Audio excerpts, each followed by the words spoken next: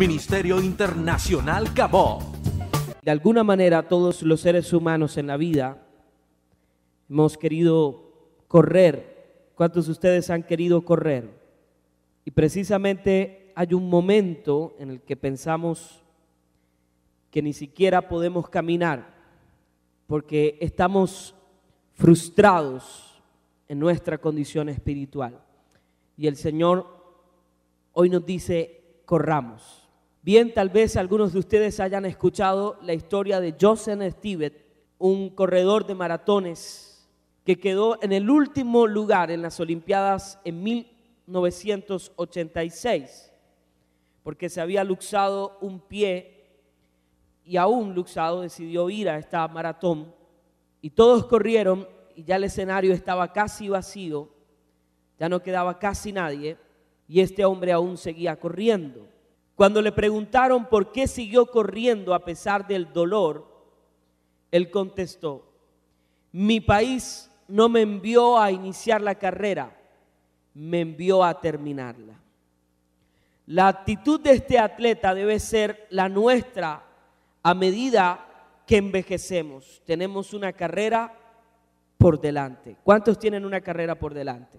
Vamos al libro de Hebreos, capítulo 12. Libro de Hebreos, capítulo 12, versículo 1. Gloria a Dios por la tecnología. Amén. Y este texto nos dice una gran verdad. Por tanto, nosotros también, teniendo en derredor nuestra tan gran nube de testigos, despojémonos de todo peso. Pero bien, ¿quiénes son esos testigos a que hace alusión el autor de Hebreos? Pues si usted lee el capítulo anterior, los ha denominado los héroes de la fe. Y hay personajes tan importantes de la talla de Abraham, Moisés, Sansón, aunque no lo creamos, Sansón estaba allí. Y el autor está diciendo que todos ellos de alguna manera son testigos de lo siguiente. Dice, despojándonos de todo peso y del pecado que nos asedia y corramos con paciencia la carrera que tenemos por delante. ¿Cómo correr una carrera con paciencia? Si la carrera lo que necesita es velocidad, eso es una contradicción. ¿Por qué el autor de Hebreos nos está diciendo que debemos correr con paciencia?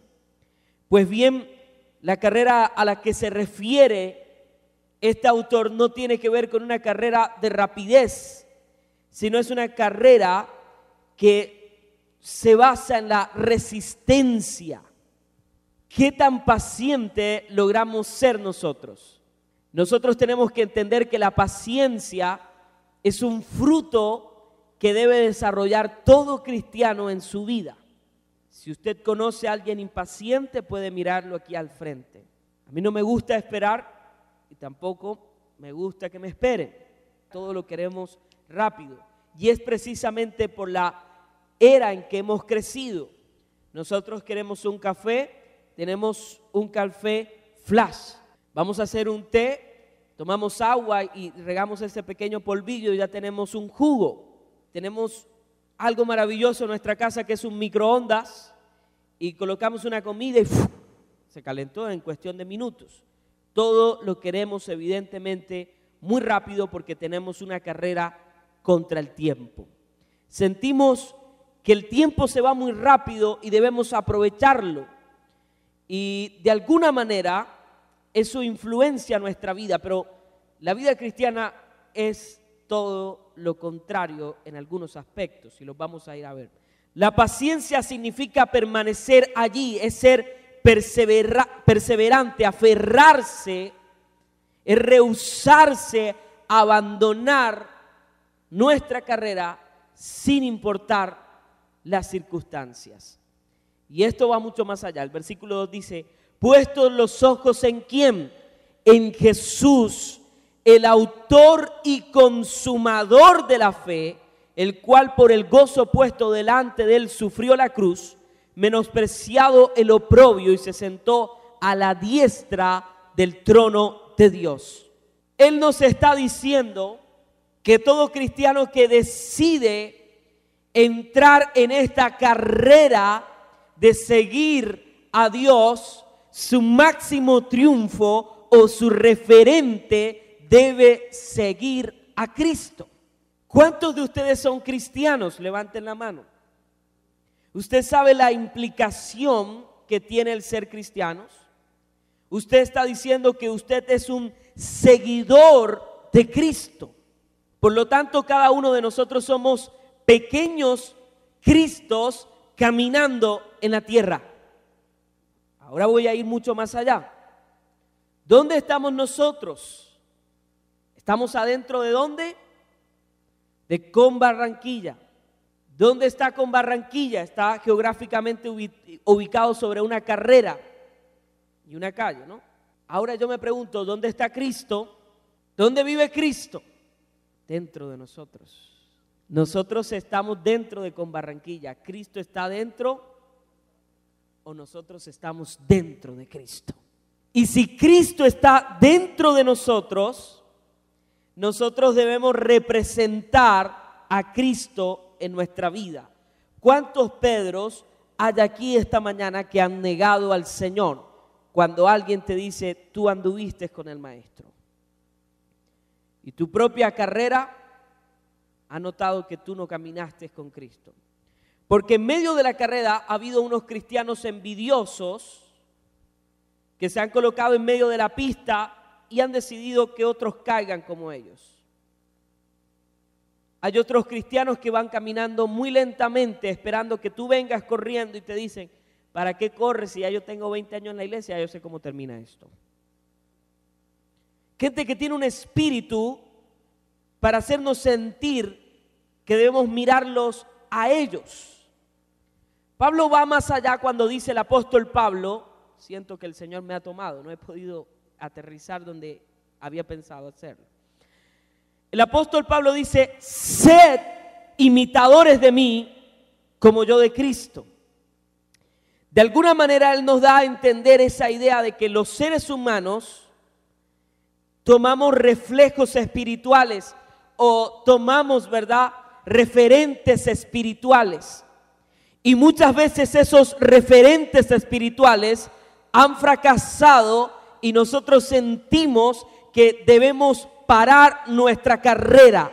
El Señor te dice esta mañana, no permitas que ningún obstáculo en medio de tu camino te quite la mirada de Cristo. El Señor dice, no mires a los lados, no mires atrás, mira al frente donde está el autor y consumador de la fe, que es Cristo. El Señor dice, corramos con paciencia. En estos momentos yo he decidido caminar una carrera. Cristo está al otro lado. Además, el camino es muy angosto, ¿verdad? Si tan solo me muevo a este lado, ya me habré salido del camino. Porque la puerta ancha es para la perdición, pero la puerta angosta es el camino de la vida. Oh, escuchen esto. ¿Cuántos de nosotros nos convertimos en el obstáculo de un creyente en la fe? Mucho más terrible aún, ¿cuántos líderes se convierten en el obstáculo de la vida de una persona? Y Cristo dijo que esto es muy grave, porque cuando tú te conviertes en un obstáculo, Él dijo, es preferible que te amarres una piedra al cuello y te lances al mar. Oh.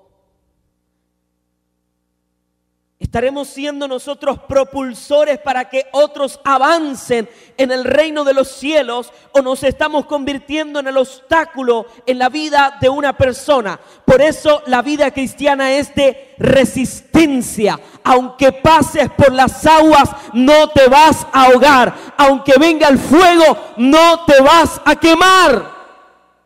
Amén. ¿Cuántos han decidido seguir a Cristo? Van a venir vientos muy fuertes Y escuche bien esta mañana, los peores vientos no van a venir de afuera, sino de muy adentro. Hombres y mujeres que están aquí, no se convierten en un obstáculo en la vida espiritual de alguien, por favor. Qué terrible sería llegar al cielo y ser confrontados por Dios.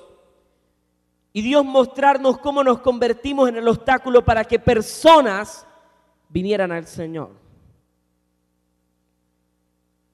Yo he oído personas decir, es que yo no me convierto, porque si el cristianismo es así, mejor no.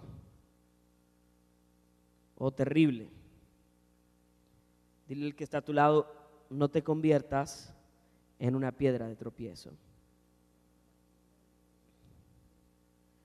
Bien, muchos de nosotros completamos unos buenos tramos de esa carrera que hemos decidido llevar. Corremos conscientes de que debemos llegar a la meta, pero a veces tenemos unas expectativas utópicas en medio de esa carrera.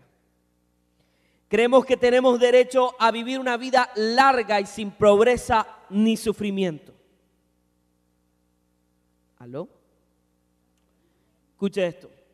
Una cosa es que tú te conviertas en un obstáculo para la devoción de alguien, y otra muy distinta son los obstáculos naturales que va a tener el seguir a Cristo. ¿Me he hecho entender? Va a haber un momento en que tu fe va a ser probada. Y eso es muy distinto. Va a haber un momento en que tu paciencia va a ser probada. Porque el resultado de las pruebas es que nuestra paciencia crezca, dice Santiago. ¿Cuántos dan gloria a Dios? Pero no confunda paciencia con gente que tiene un espíritu inoperante, que uno popularmente dice, ni hacen el sancocho, ni prestan la olla. Y hay gente que, como diría mi hermano Mauricio, dan más vuelta que una gallina clueca, ¿verdad? No caminan, no avanzan en su vida espiritual.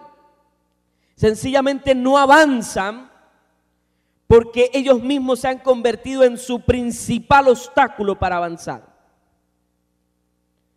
Dile al que está a tu lado, Dios está aquí. La vida cristiana no es de momentos instantáneos. La vida cristiana es de resistencia. Yo he querido traer la vida de un hombre que me inspira mucho. Y me inspira mucho porque cuando nosotros hablamos de Cristo, la gente dice, pero es que Él es el Hijo de Dios. ¿Y cómo no iba a hacer eso? Y esa es una de las razones por las cuales Dios usó tanto al apóstol Pablo para mostrar que Dios puede operar en la vida de las personas de una manera extraordinaria. Y él dice algo muy cierto, dice, así que no depende del que quiere, ni del que corre, sino de Dios que tiene misericordia. Esa es una nueva versión. Romanos 9:16. Un momento, Dios está diciendo que corramos. Dios está diciendo que avancemos. Y ahora el apóstol Pablo está diciendo que no depende del que quiere ni del que corre, sino del que Dios tiene misericordia. ¿Alguien puede explicar esto? Pues bien, hay mucha gente que viene a nuestras congregaciones con muchas ganas, con mucho entusiasmo, y a la verdad tienen talentos, tienen dones, tienen capacidades y comienzan a correr ellos mismos, solitos, sin que Dios los llamara, sin que Dios los entrenara. Y ¡pum!, se estrellan en un momento. Y Dios está diciendo, no es de quien corre, sino de quien yo tengo misericordia. ¿Cuánta gente comienza a avanzar mucho más que nosotros? Y nosotros decimos, tienen menos tiempo que nosotros y ya tienen esto. Apenas tienen unos meses y mira cómo van. No es de quien corre, es de quien Dios tiene misericordia. Es decir, lo que Dios está diciendo es lo siguiente: no es con tus fuerzas, es con mi fuerza. La vida cristiana no se puede con las fuerzas humanas. Porque cuando uno tiene buenas intenciones, se queda en eso, en buenas intenciones. Muchas personas usted ve que tienen grandes infraestructuras y se endeudaron para lograr esas grandes infraestructuras, porque lastimosamente la visión de la iglesia es construir un gran templo donde nos reunamos 10,000, 20,000 personas. Esa es la visión de la iglesia hoy. Y que nos convirtamos en centros empresariales. Yo desconozco que Cristo hubiese tenido una intención. Es más, Cristo dijo, este templo un día será piedra sobre piedra. Y estamos tan afanados en los templos físicos que nos olvidamos del templo espiritual, de la vida espiritual de los creyentes que siguen a Cristo. Y uno ve que hoy el orgullo, porque ya se convierte en orgullo, de algunos líderes es los megatemplos que logran construir. Si Dios nos da uno, gloria a Dios, pero no es nuestra intención construir una mole que un día se caerá. Nuestra intención es construir cristianos que conozcan a Dios. Amén. Vamos más adelante, quiero que vayan conmigo a revisar la vida de una persona, Moisés. Cuando yo leí este versículo por primera vez, tenía 10 años y no podía entender la manera tan poderosa que Dios halagó la vida de este hombre. Deuteronomio 34:10 dice: y nunca más se levantó profeta en Israel como Moisés, a quien haya conocido Jehová cara a cara. Nadie como él en todas las señales y prodigios que Jehová le envió a hacer en tierra de Egipto, a Faraón y a todos sus siervos y a toda su tierra. Y en el gran poder y en los hechos grandiosos y terribles que hizo Moisés a la vista de todo Israel. Pero es lamentable cómo comienza el versículo. Nunca más se levantó profeta en Israel como Moisés. Eso es lamentable. ¿Quién era Moisés? ¿Y qué tenía Moisés? Vamos a hacer un flashback y vamos a retornar a esos comienzos de la historia de este hombre. Moisés es algo que usted y yo somos. Moisés era un prototipo de Cristo. ¿Cuántos prototipos de Cristo hay aquí esta mañana? Moisés nació en medio de la opresión egipcia de los hebreos, que era terriblemente dura e insoportable. Faraón había ordenado que todos los niños varones que nacieran de los esclavas de Israel murieran inmediatamente. Es decir, nuestro querido amigo Moisés ni siquiera iba a poder comenzar la carrera porque no se le iba a permitir nacer. Y en el momento en que él nace, ya su mamá tenía 2 hijos. Esta es una casa sacerdotal. Su hermana Miriam y su hermano Aarón, tenía 2 hermanos mayores, ¿no? Y nació en la época en que, según la Biblia, este decreto tenía que hacerse real.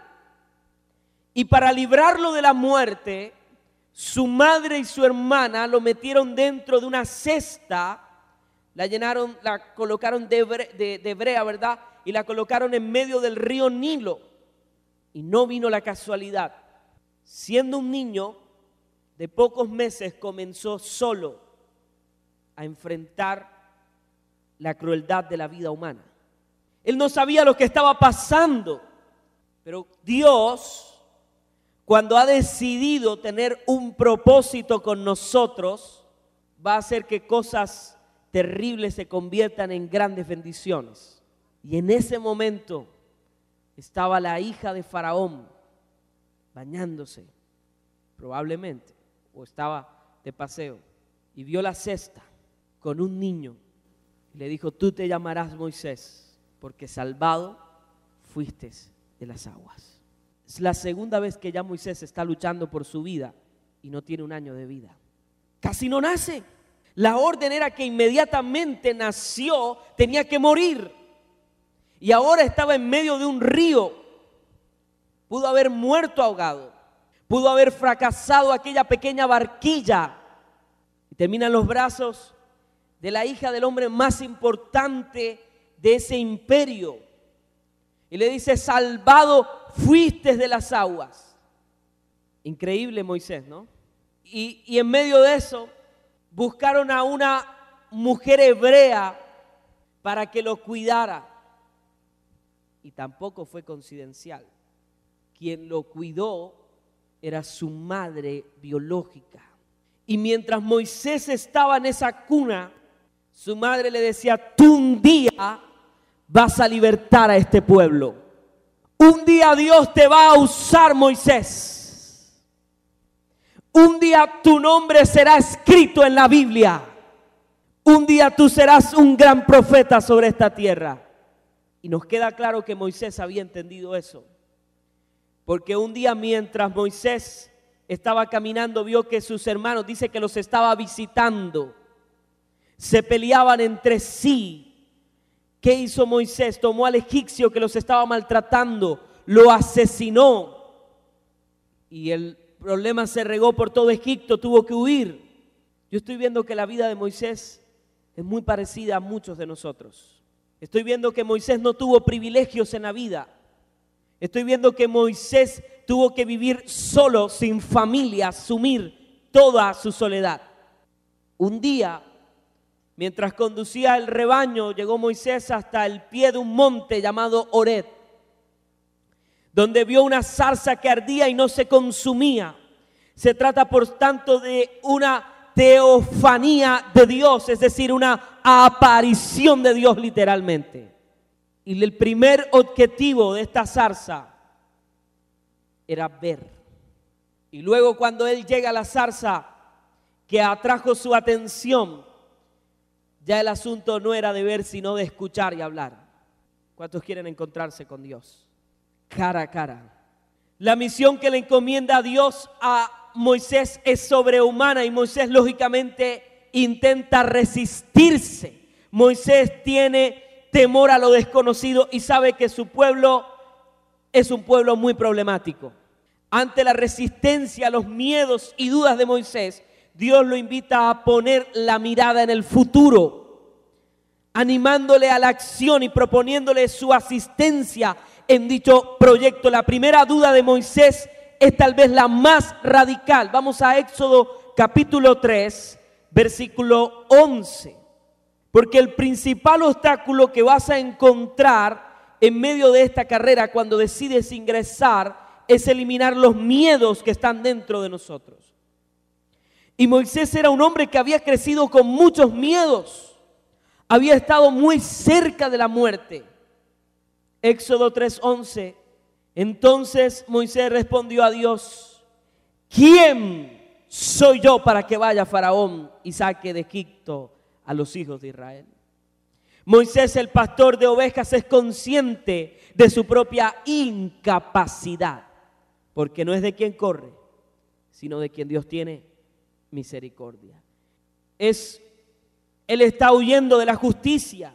Él es un hombre marginado, un pastor y un asesino despreciable para los egipcios. La respuesta de Dios consiste en una promesa de ayuda constante.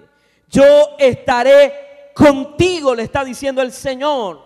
Le dice: ve, porque yo estaré contigo y esto te será por señal de que yo te he enviado. Cuando hayas sacado de Egipto al pueblo, servirás a Dios sobre este monte. Qué tremendo, ¿no?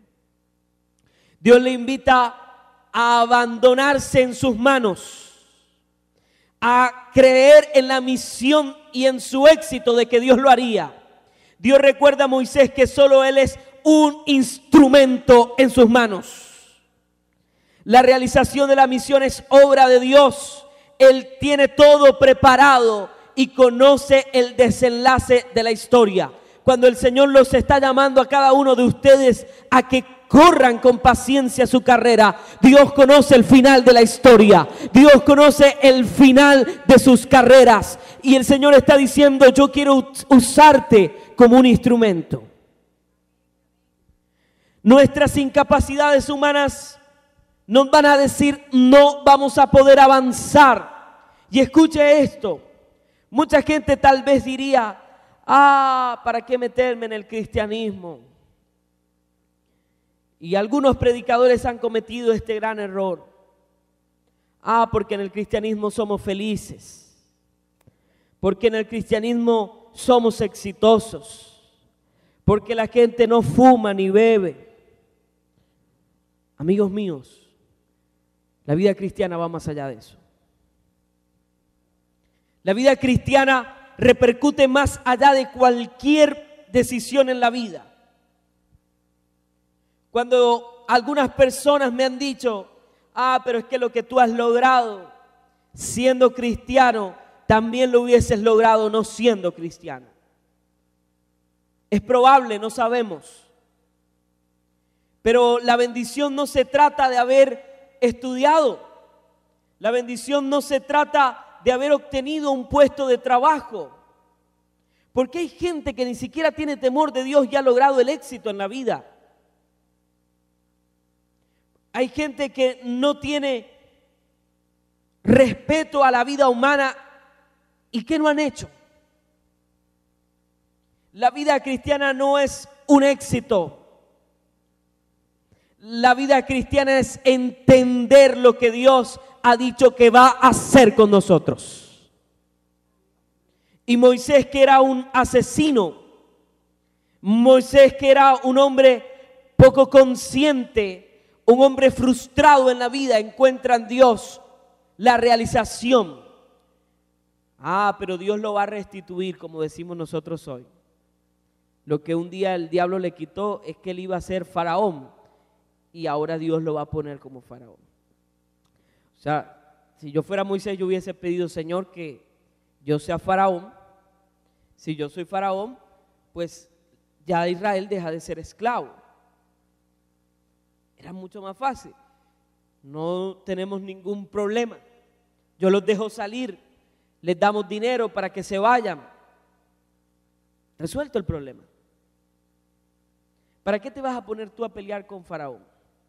Era más fácil que, por ejemplo, Dios le mostrara un sueño a Faraón de que Moisés era un hombre bueno, que él era el que merecía, así como hizo con José.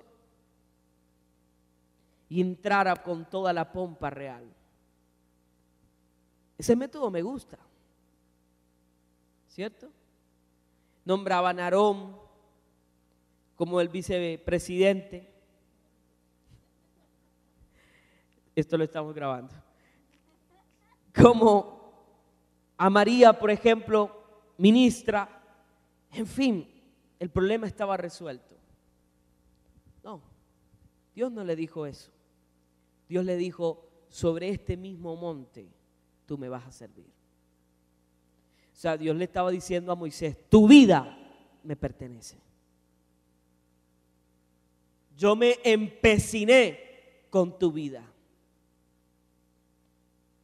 Y como Moisés no puso resistencia a que Dios lo tomara, a pesar de sus dudas y sus miedos que vamos a seguir viendo, Moisés pudo ver a Dios cara a cara.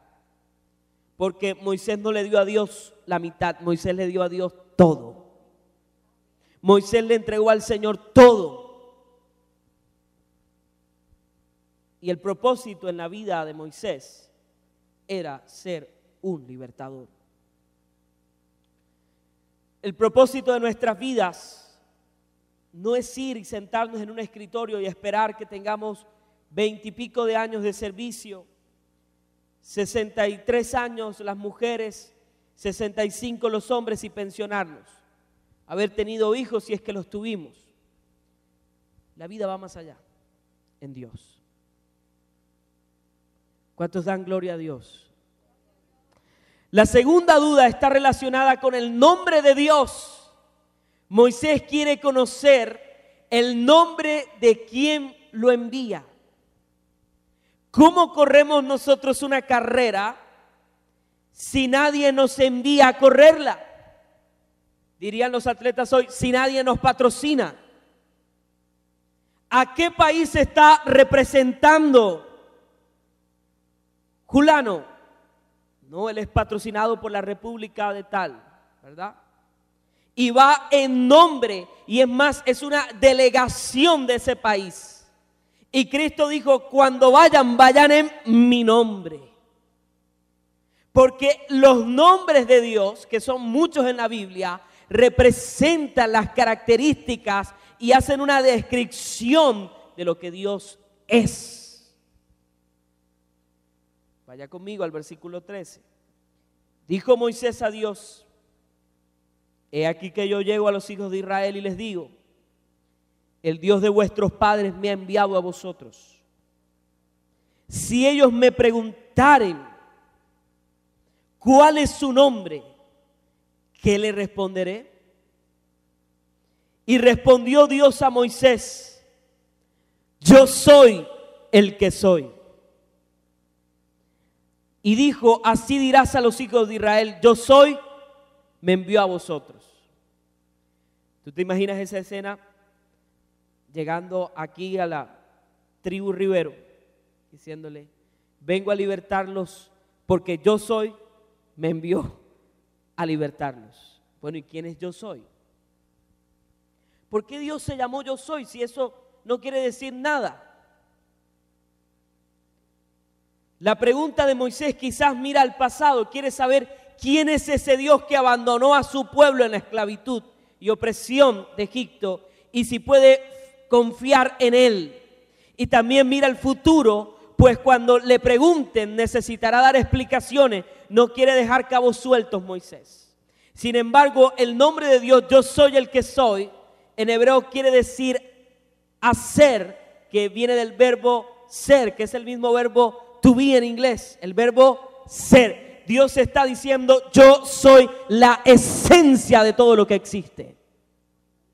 Y en realidad no es el nombre de Dios, no dice nada en su esencia. Lo único que indica es que ese Dios es misterioso, trasciende, es el Dios de lo imposible, es el Dios creador de todo lo que existe, es el sustentador de todas las cosas.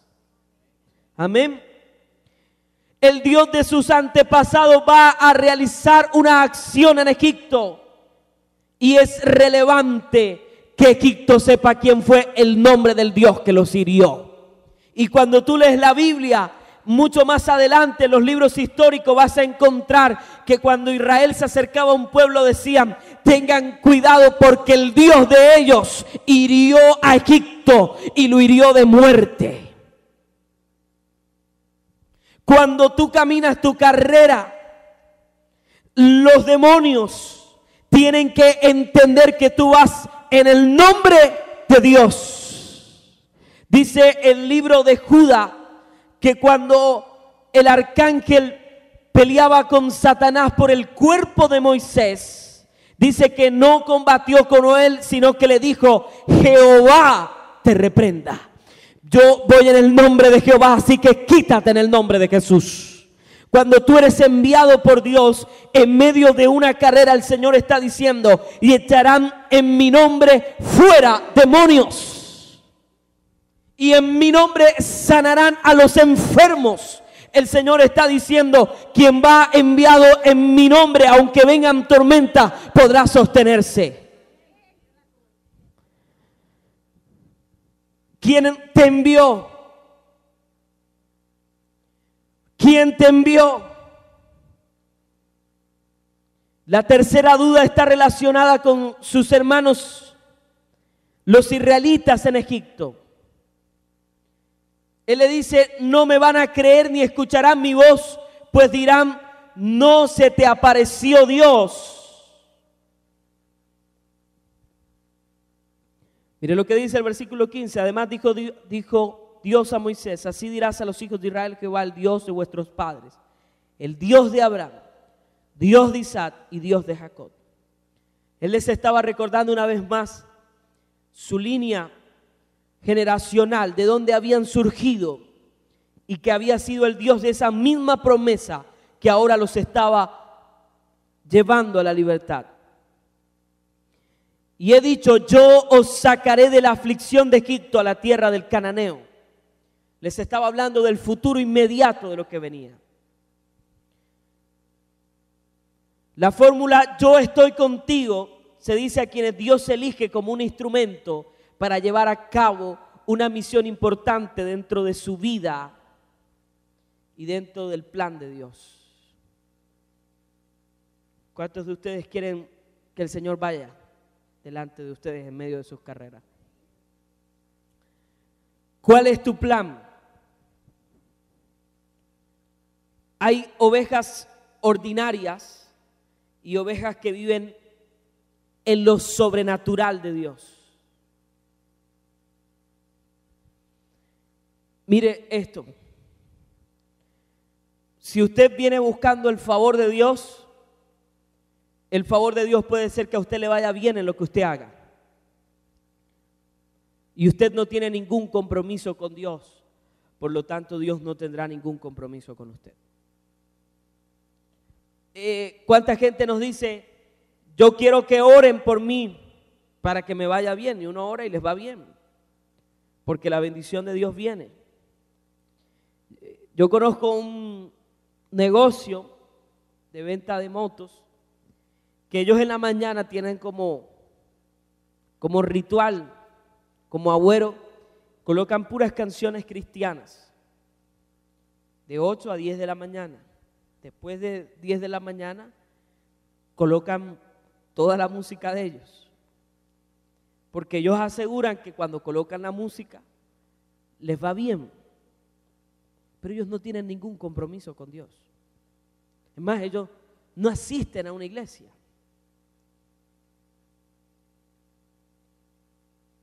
¿Será que ellos están corriendo la carrera de la paciencia? Ni siquiera están inscritos porque no van en el nombre de Dios. Ellos buscan es el favor de Dios. ¿Aló? ¿Cuántos de ustedes están buscando el favor de Dios? ¿Cuántos de ustedes quieren no el favor de Dios, sino que Dios vaya con ustedes? Que el Señor diga: yo estoy contigo. Pero el Señor no puede estar con gente que no camina en medio de la carrera que Él ha destinado para ellos. Y Moisés tiene el mismo efecto que nosotros tenemos. De alguna manera es esa capacidad de libre decisión. Moisés está luchando porque Moisés está muy cómodo. No tendré riquezas, pero escucha este silencio del desierto. Moisés no tenía la queja de la gente, tenía la queja de una oveja, le daba de comer y listo. Llegaba a su casa y estaba tranquilo. ¿Qué voy a buscarme yo un problema en ir a libertar a este pueblo? ¿Qué voy a ganar yo de esto? Fíjense que cuando uno lee la historia como de patriarcas como Abraham, Isaac y Jacob, dice que ellos eran riquísimos. Pero de Moisés no se dice que era rico. O sea, ni siquiera Dios le estaba ofreciendo que un día lo iba a enriquecer. Porque la gloria de un cristiano que camina con Dios no consiste en bebida ni en comida, sino en el poder de Dios. ¿Cuántos de ustedes quieren ver el poder de Dios? Cuando tú decides honrar a Dios, tú vas a ver lo extraordinario de Dios.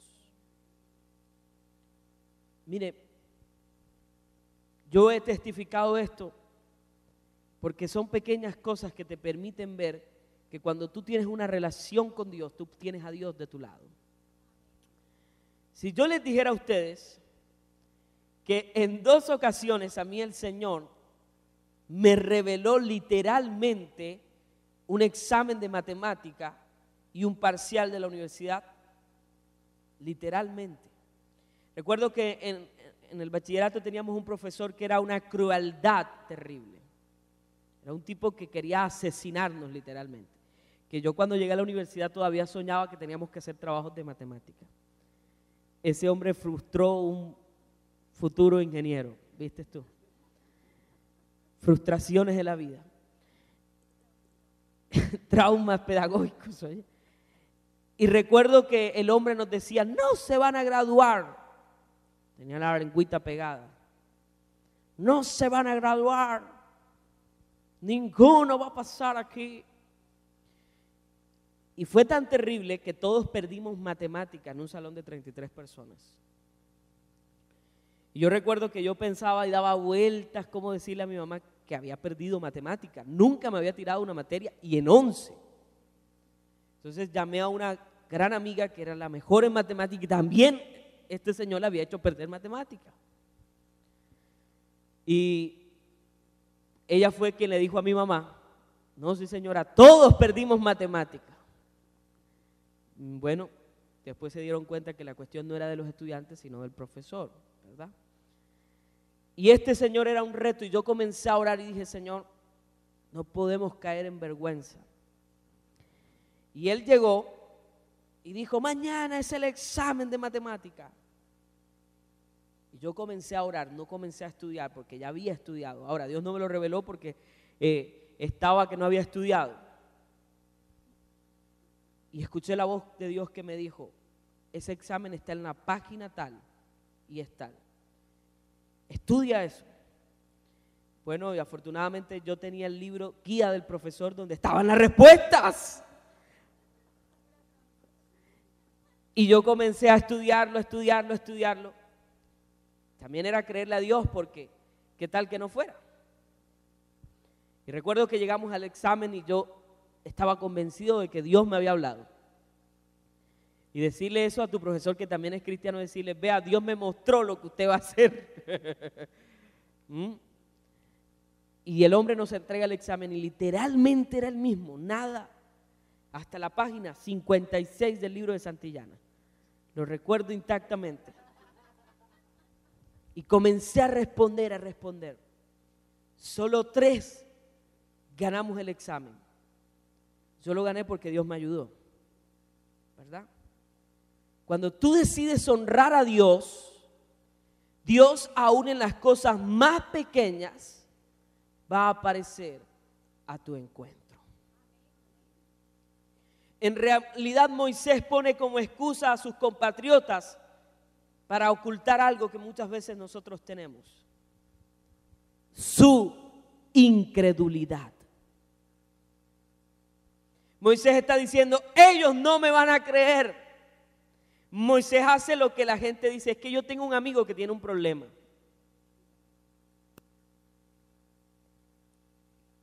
Ellos no me van a creer. Él está diciendo, Señor, aunque te estoy viendo, yo no creo eso que tú estás diciendo que vas a hacer.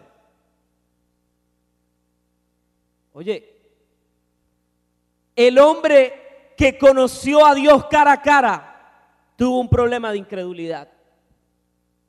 ¿Qué se esperará de nosotros cuando la Biblia dice que bienaventurados los que no vieron y creyeron? Nosotros no hemos visto y tenemos que creer. ¿Cómo te sostienes en medio de una carrera cuando no estás viendo al invisible? Cuando Él te dice, puestos los ojos en el autor y consumador de la fe. Y a veces uno no tiene puestos los ojos sino en el pastor. Y fíjense que él tuvo su momento de incredulidad. La incredulidad te está afectando al cuerpo de Cristo. Pero Dios les conoce con signos y anuncia los futuros gloriosos que vendían. El Señor le dice, esa vara que tienes en tu mano, tírala, y se convirtió en una serpiente. Mete tu mano, ¿verdad? Y la hermano se envejeció. El pueblo va a necesitar estas señales para creer, y el faraón para doblegarse ante Dios.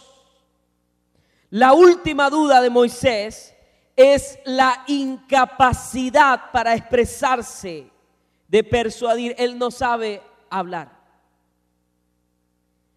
Bueno, si a mí me eligieran como consejero, asesor divino, y el Señor nos llama a un consejo y dice, bueno, vamos a elegir a Moisés para que liberte a Israel, y nos muestran el historial, yo digo, bueno, este señor tiene mala reputación, es incrédulo de paso, es gago, no nos sirve, no puede hablar. Señor, yo creo que él no cumple el requisito. ¿Cuántos de nosotros no tenemos los requisitos? ¿Cuántos de nosotros no sabemos hablar? Y no simplemente es una cuestión de expresión. Muchos de ustedes dirán, bueno, este tipo como estudió periodismo, bueno, nos echa una buena historia y sabe hablar. Ustedes no se imaginan lo difícil que es predicar. Es muy difícil. A veces uno puede durar armando un mensaje muchos días y al final encuentras que no hay nada allí. Y él está diciendo, Señor, ¿qué voy a decir? Y el qué voy a decir es muy importante cuando uno está corriendo en la vida. Yo no he sido nunca hombre de palabra fácil, ni aún después de haber hablado tú con tu siervo. Soy torpe de boca y de lengua. Por favor, envía a otro. Ya Moisés dijo, le gané al Señor esta partida. A petición de Moisés, Dios consciente de que Aarón sea el portavoz de sus palabras, pero Moisés sigue siendo la boca de Dios. Y el bastón es el instrumento a través del cual se van a manifestar los prodigios divinos. En definitiva, lo decisivo no es la capacidad del enviado, sino la palabra que Dios comunica a través de esa boca. En estos días, nuestro gran problema es que no estamos oyendo la voz de Dios, porque quienes están en lugares que Dios ha colocado se olvidaron de ser la boca de Dios. ¿Usted no le ha pasado que hay momentos en su vida en que usted quiere escuchar un buen mensaje y prende la televisión y no lo encuentra, sino que están hablando sandeces? Y coloca la radio y le pasa lo mismo.